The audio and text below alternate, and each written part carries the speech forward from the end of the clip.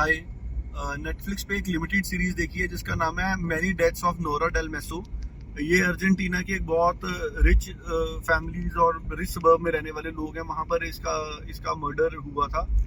And when she was found naked, choked, and it was evident that she was killed by the passion of having sex और something like that. तो मतलब वैसा इसकी killing थी। और उसके बाद जो पुलिस है उसको कोई क्लू नहीं मिलते हैं ज्यादा, तो वो बड़े परेशान रहते हैं कि क्या हुआ क्या है। इसका पति है और दो बच्चे हैं। पति जो है वो गोल्फ खेलने गया हुआ था, बेटा जो था वो दूसरे शहर में था, और बेटी जो है वो यूएस पढ़ने जाती गई हुई है। तो ये इनकी लाइफ की स्टोरी है। तो जब ये आगे देखते हैं, आगे हमें पता लगता है स्टोरी में कि जैसे असली में स्टोरी क्या, मतलब ये इनकी ये है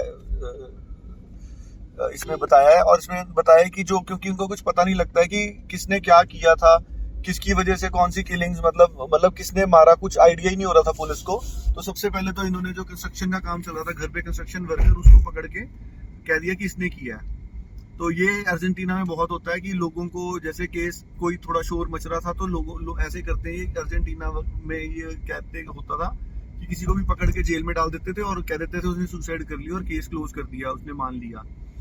तो जैसे ही इन्होंने इस बंदे को पकड़ा तो जो लोग थे वो सड़कों पे आ गए कि ये इन्होंने बिना तफ्तीश किए इन्होंने कैसे बोल दिया गवर्नमेंट ने, सरकार ने, कि just to close the case, ऐसे करके उन्होंने कर दिया। और साथ में मीनवाइल वहां पर टी शर्ट्स, ये 2004 की बात है, मीनवाइल वहां पे टी शर्ट्स बिकने लगी कि I did not sleep with Nora. तो ऐसे ऐसे करके मतलब उसकी खूब बेइज्जती होती थी। फैमिली के जो बच्चे थे परेशान होते थे, जो भी लोग थे उनके अराउंड।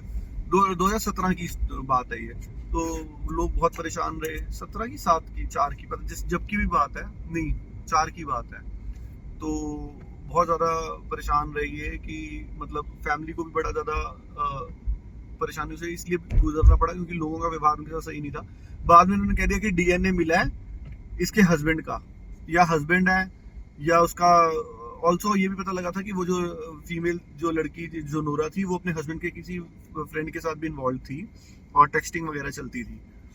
तो उसके बाद जब कहते डीएनए मिला है, उसके हस्बैंड का नहीं है वो, उसके हस्बैंड का हो सकता है, उसके बेटे का हो सकता है, उसके दादा का हो सकता है। दादा तो उसका था नहीं, मतलब उस लाइन में किसी का भी हो सकता है। तो बेटे को उन्होंने डाल दिया। फिर जब शोर मचा फिर उन्होंने एफबीआई में भेजी, एफबीआई ने कंक्लूड किया कि उसका नहीं है। फिर उसके पति के पीछे पड़ गए कि इसके पति ने किया होगा मर्डर।